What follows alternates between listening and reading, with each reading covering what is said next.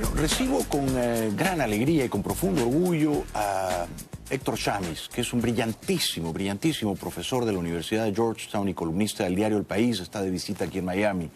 Bienvenido, querido Héctor. Gracias por estar aquí. Gracias por invitarme. Un gusto. Es un honor recibirte. Te leo siempre en El País. Muchas gracias. ¿Qué harías tú con la caravana migratoria? Si tú fueras asesor en la Casa Blanca y te preguntaran, Héctor, ¿qué hacemos con los 3.000, 4.000 hondureños, centroamericanos que van a llegar? ¿Qué harías tú? Bueno, en principio están habilitados a un derecho que consagra la legislación de Estados Unidos, que es el pedido de asilo.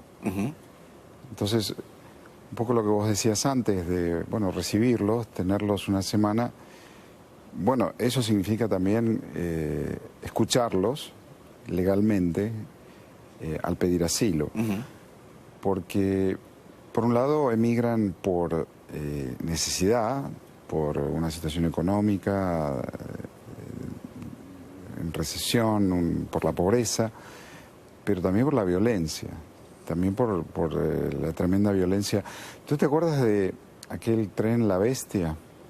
De los niños, que eran niños hondureños en su mayoría, pero centroamericanos en general. Sí, sí, cómo no. Que viajaban solos, y viajaban solos desde Centroamérica por México hasta con la esperanza de llegar a Estados Unidos. Terrible. Y entrar. Y la gran pregunta era por qué esos padres los mandaban solos, que desalmados, que inconscientes. Y en realidad porque el riesgo de permanecer en San Pedro Sula era más alto que subirse a ese tren solos y tratar de llegar a Estados Unidos, a un lugar más seguro.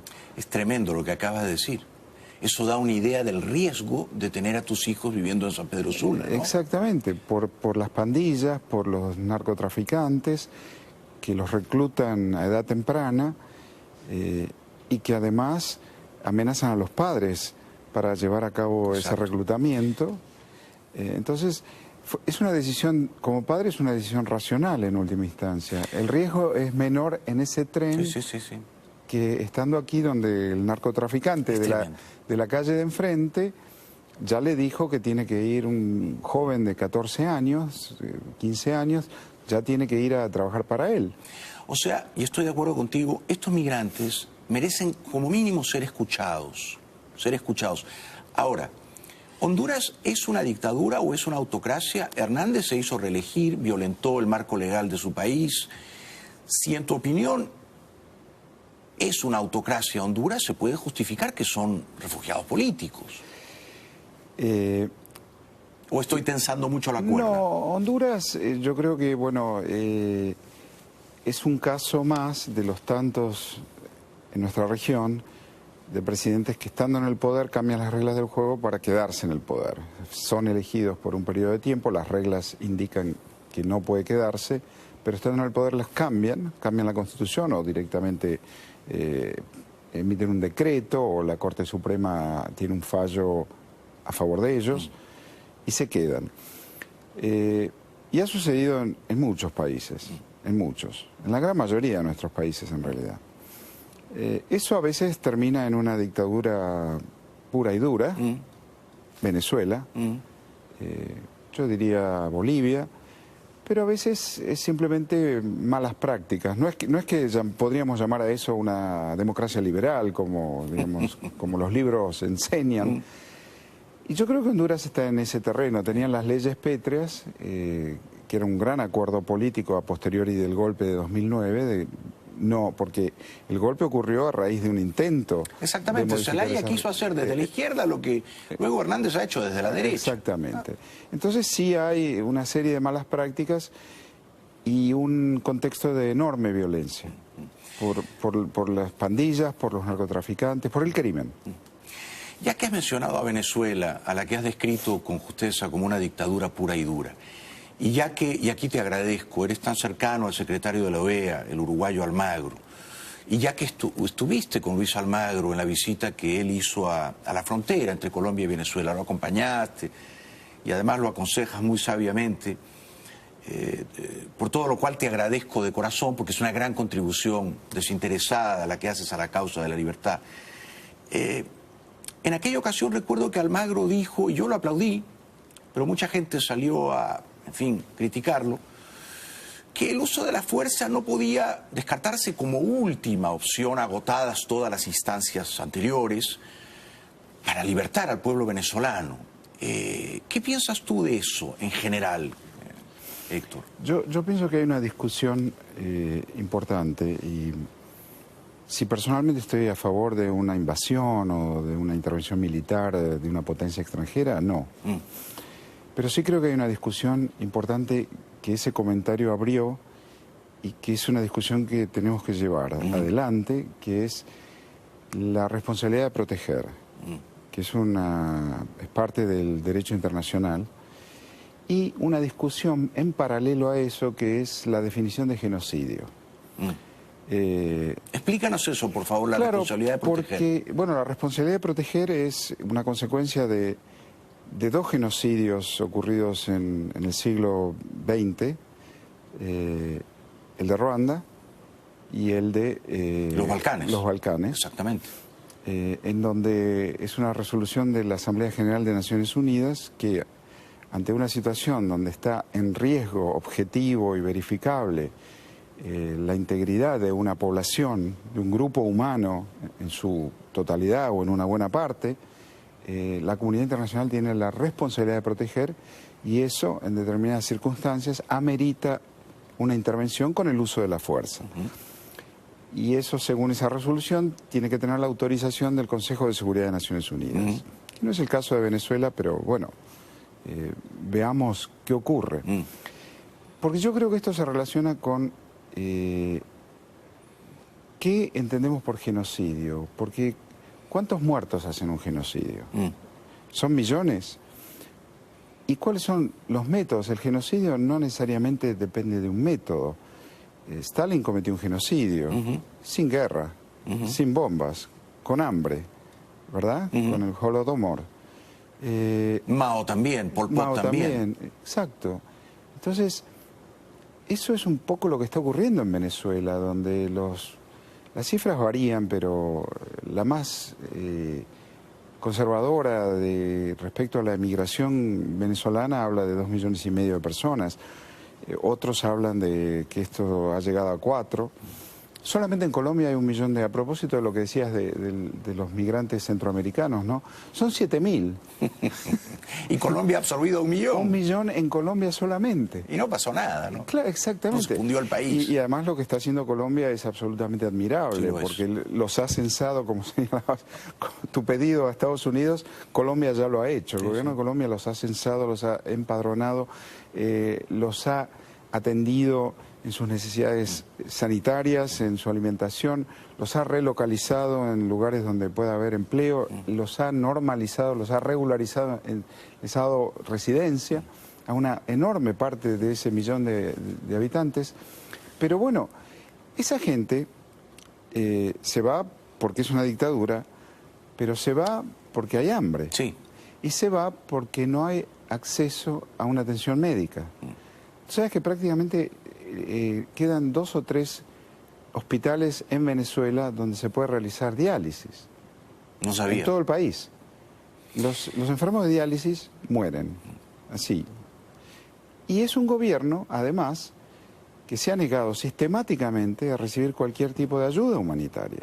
Entonces es un gobierno que evidentemente tiene la intencionalidad de producir esto, que 2,5 millones, 4 millones... ¿Cuántas muertes es un genocidio?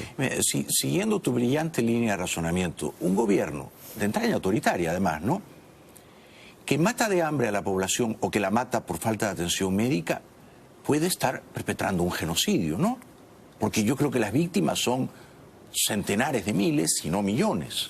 Absolutamente. O sea, que eso puede configurar un genocidio. La pérdida de peso, la pérdida de proteína en los niños, que son niños que no van a tener la posibilidad de aprender, porque la proteína desarrolla las células cerebrales y sin esas células no hay posibilidad de aprendizaje escolar. toda una generación virtualmente de niños pobres. Devastada. Exactamente. Y por el otro lado, con una deliberada política de hacerlos ir, Sí, de obligarlos a emigrar. Que, digo, cuando estuvimos en Colombia, esto en una de las muchas conversaciones surgió, bueno, ¿puede eso ser tomado como una agresión de parte de Venezuela a Colombia? Y yo pienso que sí, porque es una agresión, porque es un gobierno nuevo, un país que recibe 1 millón de migrantes y además toma la decisión de tratarlos humanamente y de protegerlos y de ocuparse de ellos, bueno, a un costo fiscal obviamente importantísimo. Todo esto es brillante lo que has descrito, ¿no?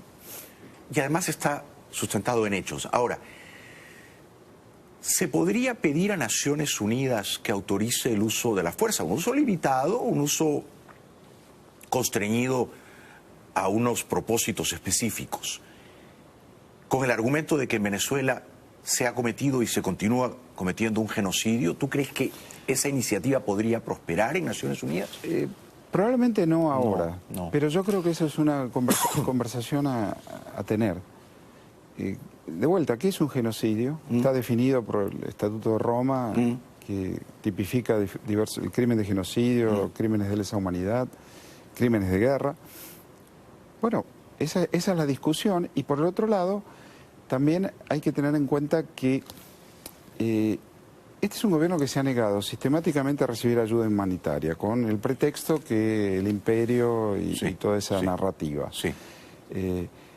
Pero, por supuesto, se negaron a la ayuda de Estados Unidos, pero también a la de la Cruz Roja, también a Cáritas, que no tiene nada que ver con Estados Unidos. Claro.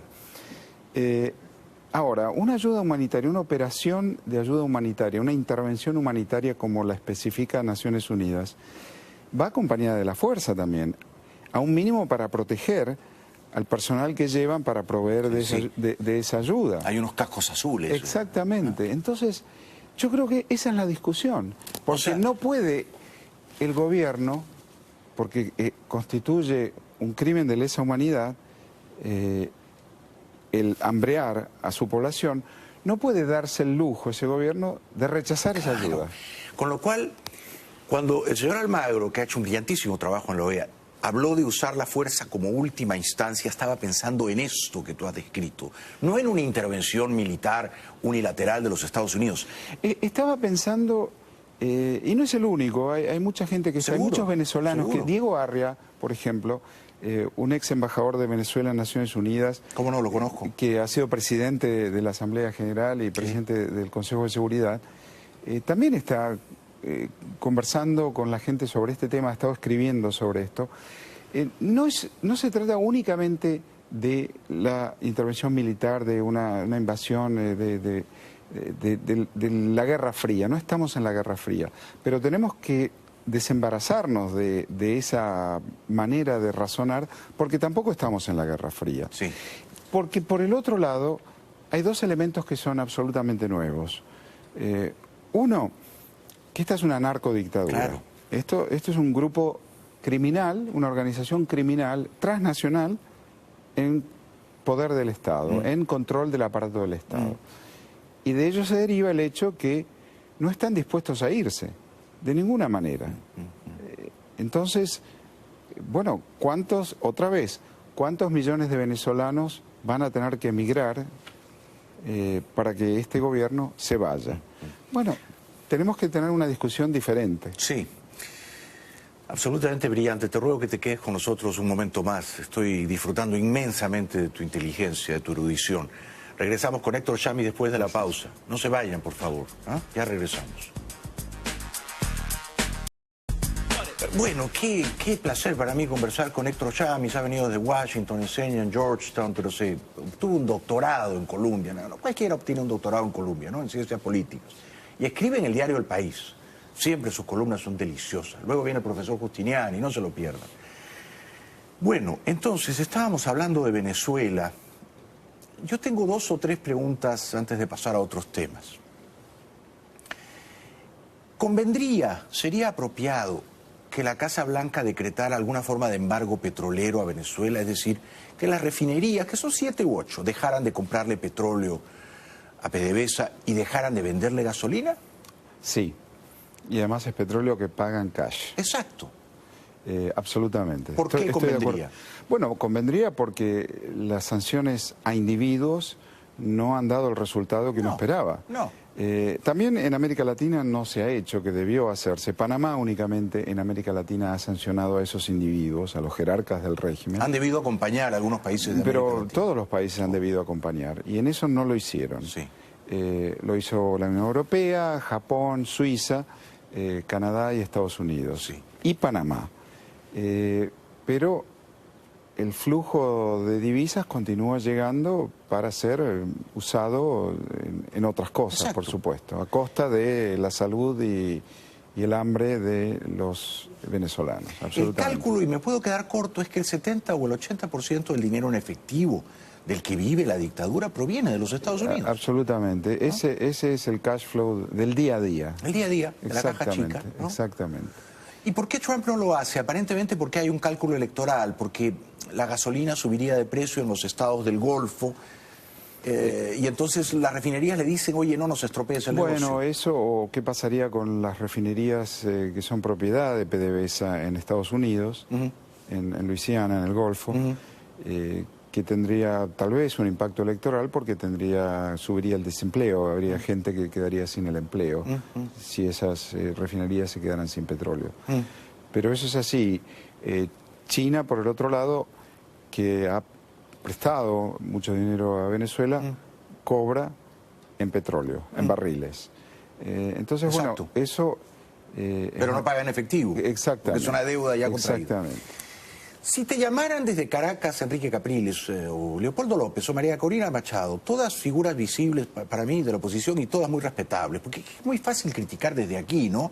Desde aquí uno puede ser muy valiente y decir, no tienen suficiente coraje, bueno, habría que estar allá. Habría que estar allá. ¿Qué consejo les darías tú? ¿Qué puede hacer la oposición venezolana para reinventarse, para poner en jaque a la dictadura? Bueno, ser más coherente y consistente, ¿no? En una serie de temas, no más expectativas electorales, con un régimen que ya ha dado prueba fehaciente de cometer fraude, sí. Y que lo usa para legitimarse. Finalmente yo creo que ya está cerca el momento de decirle no al señor Zapatero, que ha operado como un agente, algunos lo llaman canciller, yo una vez enojado escribí agente de relaciones públicas. Un publicista, es verdad, de Maduro. Claro. Qué raro lo de Zapatero, ¿no? Héctor, uno no entiende por qué lo hace, ¿no? Porque no es expresidente de un país bananero, es No, de España. y aunque lo fuera, es un expresidente. Y aunque lo fuera. Es un expresidente. ¿Por qué echar por la borda su propio prestigio internacional, ¿no? Habiendo sido presidente de España, primer ministro, presidente de gobierno? Sí, sí. Ese sería un consejo que lo aceptan y lo comparten, ¿no? Hoy estaba Antonio Ledesma en la reunión de Miami-Dade, y es un punto que él está absolutamente convencido de que eso es así. Yo creo que también María Corina Machado, en fin, no todos, pero esto ha sido...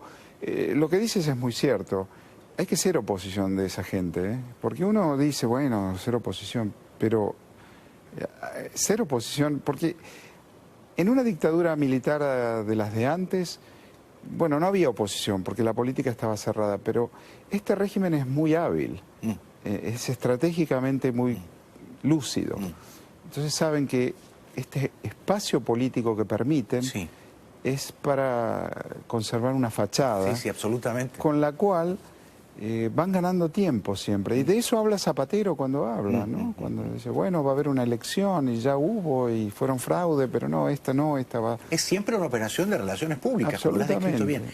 Ahora, tú dijiste hace un momento, ya no estamos en la Guerra Fría. Cuba... Yo creo que Cuba, la locura mesiánica de Fidel Castro perduró precisamente porque era un contexto de Guerra Fría, ¿no? ¿Tú crees, digamos, los muy pesimistas me dicen siempre, tú estás perdiendo el tiempo cuando hablas de Maduro todas las noches? Venezuela ya es Cuba y de ahí no los mueve nadie y se quedan medio siglo. ¿Tú eres tan pesimista como ellos bueno, sí, o es otro contexto? Funciona como un protectorado. Claro que no es la Guerra Fría, claro que... Cuba es un país pequeño y débil, que vende un relato. Sí. Su política exterior ha sido por 60 años un relato, Sí. un mito. Sí. Vende una ficción. Que cautivó a nuestra izquierda Sí, latinoamericana, la bien intencionada, la democrática inclusive, ¿no? Con una fábula de que, bueno, el hombre nuevo descendería de la Sierra Maestra, y eso nunca ocurrió.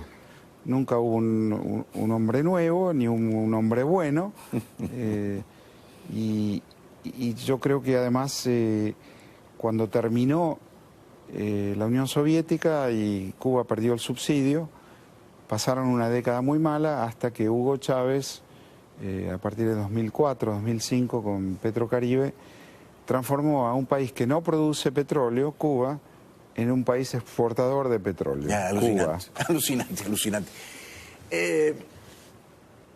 Pero entonces sí crees que hay una posibilidad de que Maduro y sus secuaces se queden un largo tiempo allí. Yo creo que sí. Digo, no es algo descabellado. Si no hacemos nada para impedirlo, es lo que va a ocurrir. Absolutamente. Yo creo que también la acción de la comunidad internacional tiene que ir sobre Cuba en esto. A un mínimo es inexplicable, es inaceptable. Explicable es, pero es inaceptable que haya miles de asesores militares haciendo inteligencia de cubanos en Venezuela. Luis Almagro, que es tu amigo, ha dicho 22.000. 22.000 es un ejército de invasión. Absolutamente. Y luego cuando uno dice hay que usar la fuerza para libertar, emancipar a los venezolanos, te dicen no, pero sería una invasión. Pero es que ya es un país invadido. Absolutamente. Nos quedan muchos minutos. Yo me quedaría hablando contigo 2 horas. Héctor, querido, ¿a qué líderes de la política latinoamericana contemporánea admiras tú? No es fácil la pregunta. No, bueno, contemporánea, ¿qué quieres decir? No, el líder político que más he admirado siempre y lo sigo admirando es Fernando Henrique Cardoso. Ah, qué bueno que lo recuerdes. Ahora que el domingo hay elecciones en Brasil. Absolutamente, y que además, bueno, académico, sociólogo, intelectual, luego senador, ministro, presidente, y yo creo un verdadero gigante de nuestra América. Por el otro lado, he admirado mucho a Alfonsín, he admirado mucho a los chilenos que hicieron la transición, porque fueron muy sabios. Muy. En un momento muy difícil. Aylwin, Benninger, toda la primera generación. Hoy estaba el presidente Frei, y fue un momento emotivo porque habló de una investigación que va a comenzar ahora acerca del asesinato de su padre. Claro. Pero no dijo que era su padre, dijo del presidente Eduardo Frei Montalva. Oh, qué detalle, qué elegancia. Extraordinario. Extraordinario. No te quiero apurar, pero ¿admiras a Macri? En algunas cosas sí. Creo que Macri comunica algo que es genuino y que hace mucho tiempo no ocurría en la política argentina, y es la idea que él no está allí para aprovecharse, no está allí para robar, por cierto, pero tampoco para aprovecharse del poder. Está para servir, esa vieja concepción aristotélica de la política. Sí, que ahora parece una quimera, ¿no? Exacto, porque no necesita el poder ni necesita el dinero. Y creo que expresa una oportunidad importante de Argentina que ojalá cristalice en esta etapa de dificultades. Sería tan importante que un gobierno no peronista tuviera éxito. Por primera vez en un siglo, diría yo, ¿no? Pero ahí hay 2 mitos en la política argentina. Una, que solo el peronismo tiene éxito, lo cual no es cierto. No es cierto, claro. Por un lado. Y por el otro lado, esto de que los no peronistas no tienen éxito o no pueden terminar. Bueno, el gobierno de Alfonsín tuvo mucho éxito. Tal vez no en la economía, era una época muy difícil, la crisis de la deuda de los 80, nadie tuvo éxito en el manejo de la economía en los 80 en América Latina. Pero Alfonsín inició un capítulo histórico en la Argentina que es el de los derechos humanos. Claro, en eso fue y ha hecho escuela. Fue un grande, Y ha hecho escuela. Y ha hecho escuela en el mundo. Entonces yo creo que ha sido un hombre admirable. Quizás él haya sido el último que comunicó eso de no estoy aquí para aprovecharme. Esta es mi última pregunta. ¿A Uribe, a Álvaro Uribe, lo admiras? Lo respeto. ¿Fue un buen presidente, echar las sumas y las restas? Fue un presidente bueno en muchas cosas. Creo que cometió un error, que fue reformar la Constitución. Sí, querer quedarse mucho tiempo. Para reelegirse, no, lo hizo. Lo hizo una vez. Y lo hizo una vez, dos, sí. lo quiso hacer otra vez. El Tribunal Constitucional le dijo que no. Yo creo que ese es uno de los dramas que tenemos en la democracia de América Latina. Comprendo el reparo. Las reglas de juego son para todos. Si estamos jugando ajedrez, Jaime, y me toca mover a mí, digo, no, mira, el caballo no mueve como lo moviste tú, mueve así. Es una buena metáfora. Bueno, no hay más juego de ajedrez, ¿verdad? Además, tú cambias cómo mueve el caballo cuando te toca a ti. Cuando me toca a mí. Bueno, fuera que cuando me tocara a mí. Absolutamente. Las reglas de antes son para que juegues vos. Sí, sí. Las mías las cambio. Entonces no hay más juego de ajedrez. Hay otra cosa, ¿no? Es una gran metáfora. Y entonces yo creo que eso es donde uno mire el mapa, uno encuentra esos presidentes. Y es una gran tragedia. Celebro que haya rescatado la figura de Cardoso. Ahora que el domingo los brasileños tienen que elegir entre Bolsonaro y Haddad. La verdad que es una elección diabólica. Yo no podría votar por ninguno de los dos. Bueno, ¿Tú votarías por Haddad? no. Yo no podría votar por el PT. Porque bueno, la conferencia de hoy fue sobre corrupción. Yo creo que el PT es el causante de esta gran estructura de corrupción Sí. que ha permeado nuestro continente durante más de 10 años. Absolutamente. Y que se hagan cargo. Y los brasileños los están sancionando. No sé si Bolsonaro es bueno, pero ¿sabes qué? Bolsonaro no ha tenido plata de Odebrecht. Y hay que escuchar esas cosas, ¿no? Porque a veces ¿no? Uno dice, bueno, los populistas engañan al pueblo, pero Qué inteligente. a veces los pueblos no se engañan, ¿no? Sí. Es una sanción a Sí, eso. Absolutamente. A decir, bueno, votamos por el que no es ladrón. Perdonémosle que sea homofóbico, pero no tiene plata de Odebrecht. Exacto. Ese es el voto. Entonces, y además ha ganado en todas las categorías, ha ganado entre las mujeres, ha ganado entre los pobres, entre los educados, entre los no educados. Hay un hastío que es causado por el PT y tienen que hacerse cargo de eso. No he escuchado a ningún político del PT decir, bueno, tenemos que pensar y tenemos que... ¿Viste esa frase en inglés que es tan extraordinaria, no existe en español, pero es buscar dentro de nuestra alma para pensar que soul searching, ¿no? Sí, sí, sí. Buscar qué hemos hecho mal. ¿Qué hicimos mal para terminar como terminamos? Y no, son víctimas de Bolsonaro ahora. En fin, no para mí. Celebro tu lucidez y tu valentía. Ha sido una fiesta conversar contigo. Igualmente, Gracias de corazón por haber igualmente. venido. Cuenta siempre con mi amistad, querido Héctor Champ. Lo mismo digo, y gracias por invitarme, Gracias. ha sido un gusto. Gracias, Hasta gracias. siempre, Te seguiremos hasta leyendo siempre. en el país. No somos muchos, pero lo vamos a aplaudir. Sí, sí, sí, absolutamente. Gracias. Gracias de corazón. Gracias.